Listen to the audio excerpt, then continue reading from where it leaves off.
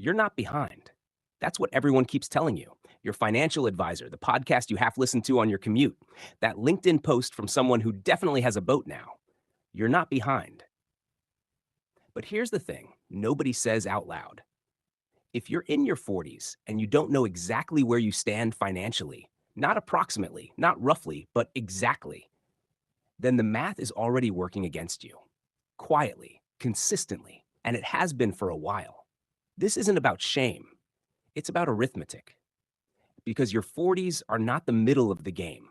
They're the last stretch where the moves you make still have enough time to actually matter. After this, the runway gets short, the margin for error gets thin, and the decisions that felt optional in your 30s, they stop being optional. So let's talk about what actually needs to happen, not what sounds good, but what the numbers require. Start with this the concept of financial momentum. Most people think about money in snapshots how much they earn now, how much they have now, what things cost now. But wealth doesn't work in snapshots, it works in trajectories. And the uncomfortable truth about your 40s is that the trajectory you're on today, right now, is almost certainly the trajectory you'll retire on. There's a reason financial planners get quiet when someone comes in at 48 with no retirement savings. It's not judgment, it's the math. At that point, they're not planning for wealth, they're planning for damage control. So, milestone one know your number. Not a vague, I should probably save more feeling, an actual number. The amount you need to have accumulated by the time you stop working in order to sustain your lifestyle without running out of money before you die. That's a sentence most people never actually finish. They start it and then stop somewhere around accumulated because the rest of it is uncomfortable.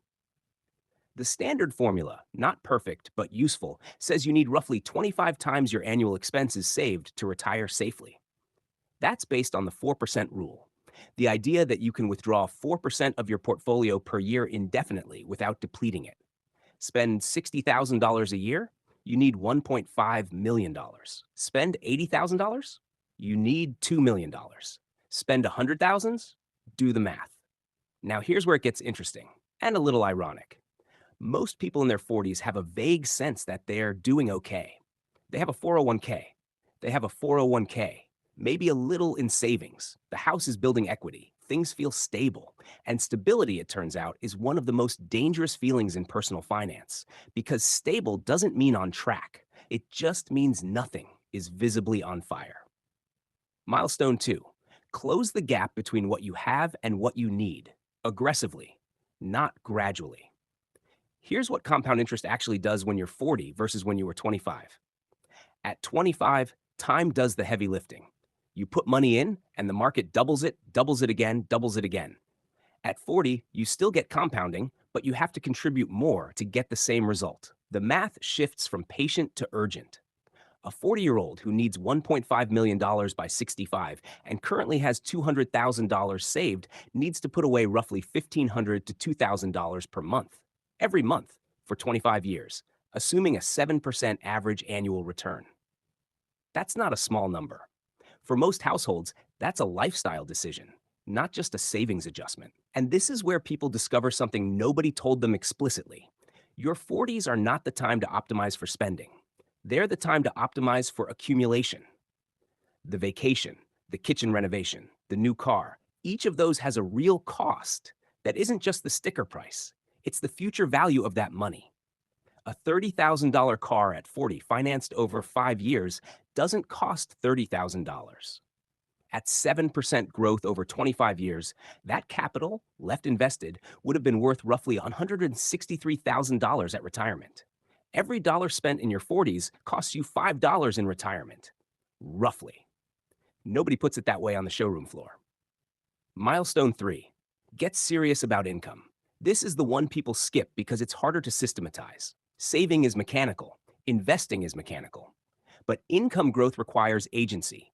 And a lot of people in their 40s have quietly accepted a ceiling they never actually agreed to. Your peak earning years, statistically, are between 45 and 55. That's not a motivational poster. That's labor market data, which means if you're 42, you are approaching the window, not past it. The question is whether you're positioned to take advantage of it. That might mean a deliberate career move, a negotiation you've been deferring, a skill you've been meaning to develop, or the side income you've been treating as a hobby. None of these are guaranteed, but the alternative, staying static and hoping the savings rate is enough, assumes your expenses never rise and nothing unexpected ever happens. And life, as it turns out, is almost entirely unexpected things. Milestone 4. Protect what you've built. This is where the script usually gets ignored because insurance and estate planning are boring. Until they're not. By your 40s, you likely have dependents, a mortgage, maybe a business interest, certainly a tax situation that's gotten more complicated. And the uncomfortable reality is that most people's financial plans survive them on paper, but fall apart in execution because they never updated their beneficiary designations after a divorce, because they don't have a will or have one that's 15 years out of date, because they have no disability coverage and they've never once thought about what happens to the household income if they can't work for a year. Disability is more likely to derail a financial plan before retirement than death is. That's not fear-mongering. That's actuarial data. And yet, life insurance is everywhere, and disability insurance is almost invisible. Milestone 5. Own your debt picture completely. By 40, carrying high-interest consumer debt is not a temporary situation. It's a structural problem. And the math of a 22% credit card interest rate compounding against an 8% investment return is not a fight you can win by investing harder. You have to extinguish it. Not manage it. Extinguish it. Mortgage debt is different, usually lower rate, tax advantaged in some scenarios, backed by an appreciating asset. But consumer debt, car loans stacked on car loans, revolving balances you've been carrying since your 30s, that is a direct tax on your future self. Every month you carry it, you're paying your past self's bad decisions with your future self's retirement. Here's the wider frame. The financial system is not designed to make your 40s easier. It's designed to extract from them. Credit is easy to access and expensive to carry. Lifestyle inflation is normalized and even celebrated. Retirement anxiety is real, but vague enough that most people respond to it with avoidance rather than action. And here's the irony that doesn't get said enough.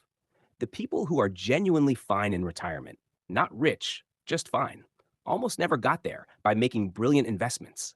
They got there by being relentlessly boring. Consistent contributions, low fees, no panic selling, living below their means long enough for the math to work. It's not a secret. It's just not interesting enough to go viral. So here's where that leaves you. Your 40s aren't a punishment for your 30s. They're not a reward either. They're a window, specific, measurable, and closing. The people who treat them that way, with options. The people who don't end up with regrets that are by that point mathematically very expensive to fix. The milestones are clear. Know your number. Close the gap aggressively. Maximize income while the window is open. Protect what you have. Eliminate the debt that's working against you. None of that is secret knowledge. All of it requires decisions most people keep deferring.